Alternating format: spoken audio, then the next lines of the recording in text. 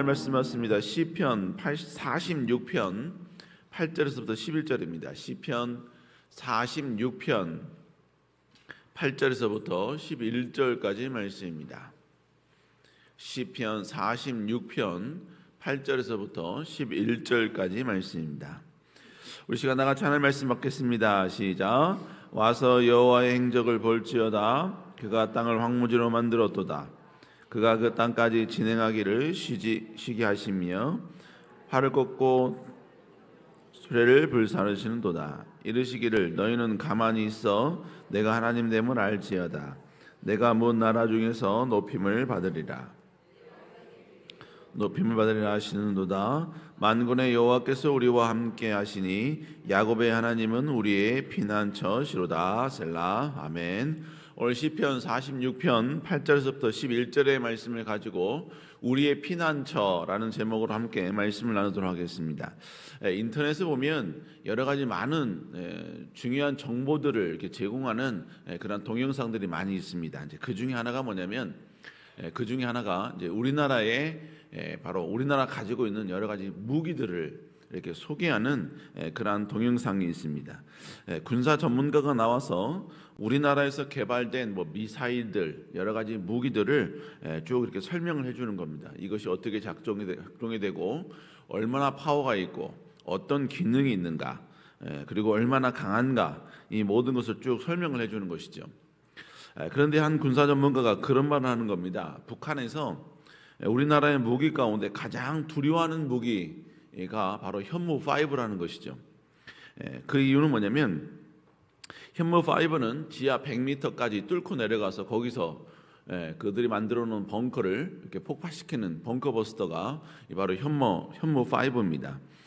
북한 수뇌부가 이 무기를 두려워하는 이유는 이것입니다. 전쟁이 나면 북한의 지도자들은 지하 벙커 100m 밑에까지 내려간다고 합니다. 아직까지는 그 정도의 벙커를 공격할 만한 무기가 없었기 때문에 그들은 자신들의 안전 이거를 확신한다는 것이죠. 그런데 그들의 확신을 완전히 부숴버리는 그런 무기가 바로 이 현무5라는 것입니다. 그러니까 어느 누구도 파괴할 수 없는 가장 강력한 그들만의 아지트, 그들만의 어떠한 보호처, 벙커, 이것만 있으면 자기들은 분명히 안전하다 이렇게 생각을 했습니다. 그런데 자신들이 안전하다라고 하는 이런 모든 것들마저도 파괴할 수 있는 또 다른 무기가 나오니까 그들은 두려워하고 있다는 것입니다. 이 말인즉슨 결국 이 현무5는 정말로 강력한 그런 무기다라는 것을 우리에게 말을 해주고 있는 것입니다. 오늘 본문의 시편 기자도 오늘 본문에서 하나님을 소개할 때 이러한 스타일로 하나님을 소개하고 있습니다. 즉 먼저는 누구도 할 수 없는 일, 누구도 감히 인간은 할 수 없는 일, 그 모든 일들을 소개하면서 우리 하나님은 이것조차 할 수 있는 분이시다, 이것조차 컨트롤하시는 분이시다, 이러한 스타일로 이야기를 하고 있다는 것입니다.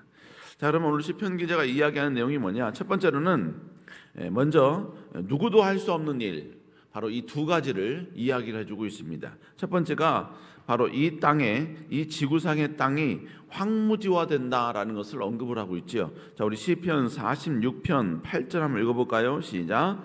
와서 여호와 행적을 볼지어다. 그가 땅을 황무지로 만드셨도다. 여러분 여기서 뭐라면 먼저 여호와의 행적을 보라는 거예요. 와서 보라. come and see죠. 하나님의 그 위대한 행적들. 근데 그 행적이 뭡니까? 먼저는 그가 땅을 황무지로 만드셨다라고 말씀하고 있습니다.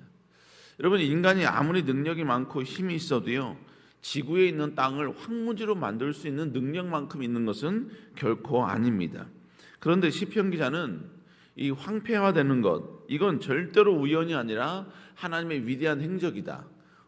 인간 강한 어떤 누구도 할 수 없는 일들을 우리 하나님은 하신다라고 말씀을 하고 있죠. 여러분 전 세계적으로 육지 면적의 약 30%가 사막 땅 또 건조지대라고 합니다. 그리고 기후 변화로 인해서 전체 육지 면적의 75%가 지금 사막화되고 있다, 진행 중이다라고 이야기를 하고 있습니다.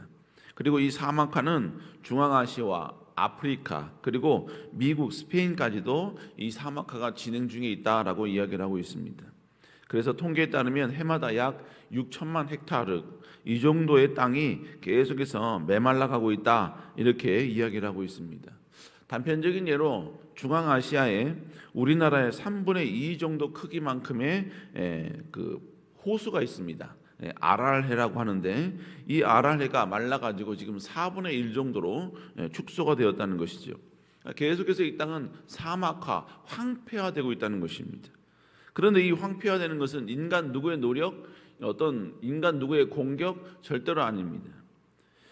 결국은 이 모든 것들이 일어나는 것은 바로 하나님의 행적, 하나님의 일하심, 하나님의 역사하심이다라는 것을 계속해서 이야기하고 있는 것이죠.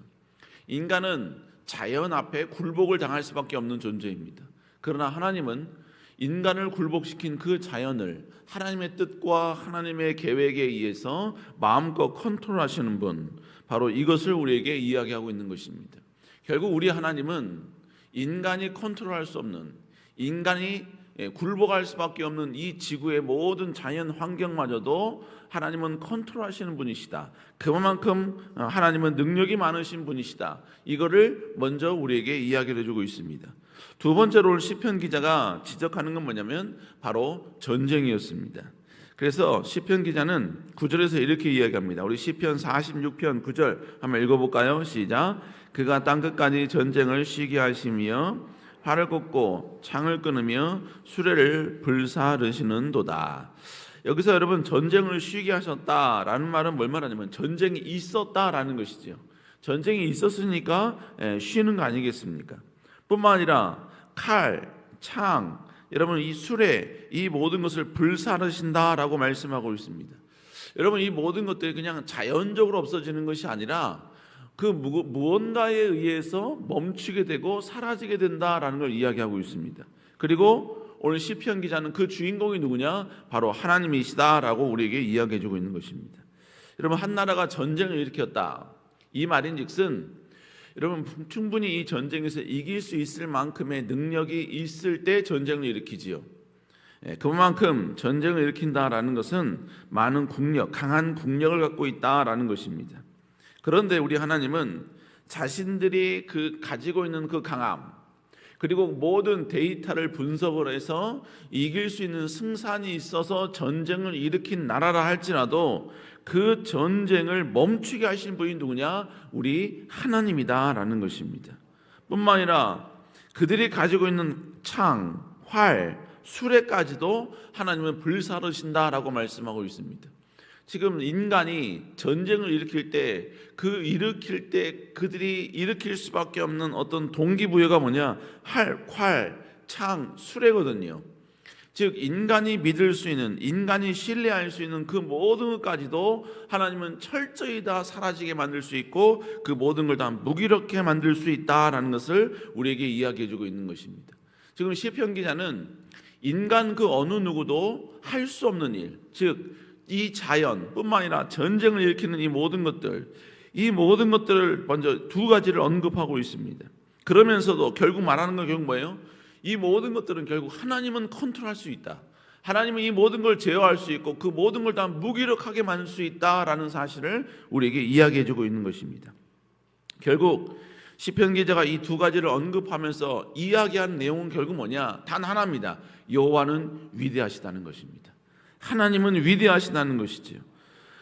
인간이 아무리 강하고 인간이 아무리 위대하고 이 땅에 존재하는 모든 인간들이 우러러 볼 수밖에 없는 그런 막강한 힘을 가지고 있다 할지라도, 그래서 전쟁을 통하여서 이 땅에 있는 그 모든 것들을 컨트롤하려고 하는 모든 것들, 그러나 하나님은 그 모든 걸 다 무기력하게 만들 수 있고 그 모든 걸 절제하게 만들 수 있고 그 모든 것들을 전부 다 컨트롤할 수 있는 분, 그분이 바로 우리가 믿는 하나님이다라는 것을 우리에게 이야기해 주고 있는 것입니다. 결국 오늘 시편 기자는 계속해서 9절까지 우리가 믿는 하나님은 얼마나 위대하신가, 인간이 생각한 불가능하다고 생각했던 그 모든 것까지도 가능하게 하신 분이시다라는 것을 지속적으로 이야기해 주고 있습니다. 이렇게 하나님은 위대하시다라는 사실을 계속해서 증명하면서 결국 시편 기자가 우리에게 이야기하고 싶은 내용은 뭐냐? 우리는 이런 놀라운 하나님 앞에서 바로 이러한 태도를 취해야 된다라는 사실을 우리에게 말씀하고 있는 것입니다. 자, 그러면 오늘 시편 기자가 우리에게 말하고 있는, 우리는 과연 위대하신 하나님 앞에서 어떤 모습, 어떠한 태도를, 스탠스를 취해야 되는가? 첫 번째로 우리는 하나님을 경배하고 높이는 존재가 되어야 된다라는 것을 우리에게 말씀해 주고 있습니다. 자, 우리 그것을, 저자는 먼저 이것을 이야기하기 위하여서 그는 자신의 고백을 이야기하지 않습니다. 과거에, 그러니까 오늘 시편 기자가 오늘 본문을 기록하는 그 시점을 기준으로 과거에 하나님이 하신 말씀을 다시 인용을 합니다. 그 하나님은 어떤 말씀하셨는가? 우리 시편 46편 10절 한번 읽어볼까요? 시작. 이르시기를 너희는 가만히 있어 내가 하나님됨을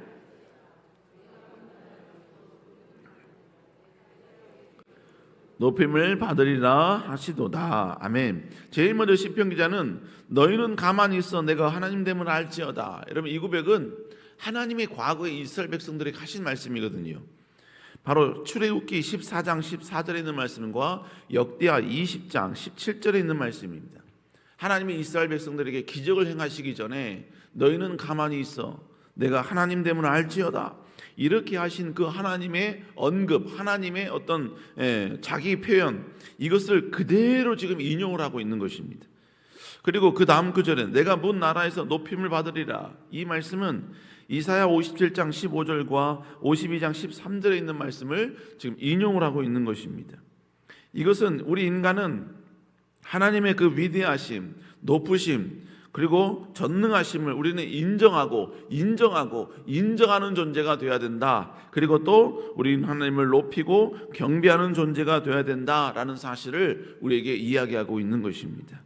여러분, 우리는 사실 하나님을 찬양하고 경배하는 것은 우리의 상황과 여건과는 아무런 상관이 없지요. 나의 삶이 평탄하여지고 기적이 일어나고 정말 위대한 축복이 왔기 때문에 하나님을 찬양하는 게 아닙니다. 하나님은 뭔가 내게 공급해 주셨기 때문에, 뭔가 내 삶 가운데 편안함을 주셨기 때문에, 뭔가 하나님이 내가 필요한 그 모든 것들, 나의 니즈를 완전히 하나님께서 모든 걸 채워주셨기 때문에 내가 하나님을 경배하고 하나님을 송축하는 게 아닙니다. 정말로 이해할 수 없는 현실이 내게 닥쳐왔을지라도, 내가 정말로 때로는 감당할 수 없을 것만 같았던 위기가 내게 온다 할지라도, 때로는 억울함이 찾아오고 내 삶 가운데 슬픔이 찾아올지라도, 여러분, 우리는 그 순간 하나님을 더욱더 예배하고 하나님을 찬양하고 하나님을 경배하는 자가 되어야 될 줄로 믿습니다.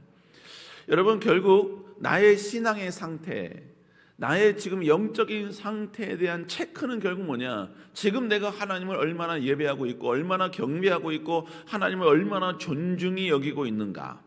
여러분, 이것이 결국은 내가 하나님 앞에 어떤 모습으로 서 있는가에 대한, 여러분, 체크할 수 있는 리트머스 종이와 같은 것입니다. 여러분, 지금 내가 공급이 됐기 때문에, 내가 여러 가지 많은 체험이 있기 때문에 그것이 하나님과 나와의 어떤 관계를 결정하는 게 아니라는 이야기입니다. 여러분, 우리는 언제나 하나님을 예배하고 하나님을 경배하고 하나님을 송축하는, 나의 상황과 여건과는 상관없이 오직 하나님의 기쁨이 되는 그런 존재가 되어야 될 줄로 믿습니다. 여러분, 또 하나님을 경배하고 하나님을 예배하고 하나님을 송축한다, 이런 의미는 결국 어떤 의미겠습니까? 바로 지금 나의 상황 가운데 내가 할 수 있는 최선의 순종과 순종으로 하나님의 기쁨이 되려고 노력하는 것, 여러분, 이것이 바로 하나님을 예배하고 경배하는 자의 모습이라는 것입니다. 우리 사랑하는 여러분, 올해 한 해 어떤 상황에 있든지 간에 하나님을 예배하고 하나님을 경배하고 하나님을 송축하고 또 하나님의 기쁨이 되는 일에 조금 더, 작년보다 조금 더 여러분 나아갈 수 있는 여러분 되시기를 다시 한번 주의 이름으로 축복합니다. 두 번째로, 여러분, 피난처 되신 하나님께 피하는 존재가 되어야 한다는 것입니다. 지금 시편 기자는 우리가 할 수 없는, 하나님만이 할 수 있는 그 위대하심, 그걸 두 가지를 이야기하면서 결국 우리는 그 위대한 하나님 앞에 우리는 하나님을 예배해야 된다, 경배해야 된다, 이 사실을 이야기해 주고 있습니다. 두 번째로 이야기해 주는 내용이 뭐냐? 바로 우리 하나님, 피난처 되신 하나님께 피할 수 있는 자가 되어야 된다라는 것을 우리에게 이야기해 주고 있습니다. 그러면 시편 46편 11절 다시 읽어볼까요? 시작. 만군의 여호와께서 우리와 함께 하시니 야곱의 하나님은 우리의 피난처시로다.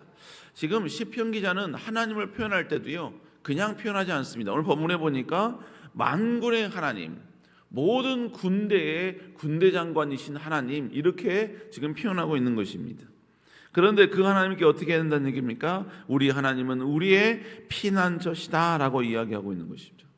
피난처라는 것은 우리가 어렵고 힘든 일이 있을 때, 아니면 내 마음 가운데 공허함이 있을 때, 내 마음 가운데 무언가를 의지하고픈 마음이 있을 때, 내 마음 가운데 어떤 필요가 있을 때, 내 마음 가운데 여러분 계속해서 공허함이 찾아올 때, 그때 우리가 의지해야 될 그 대상은 오직 여호와 한 분, 유일하신 그분이다라는 것을 우리에게 이야기하고 있죠.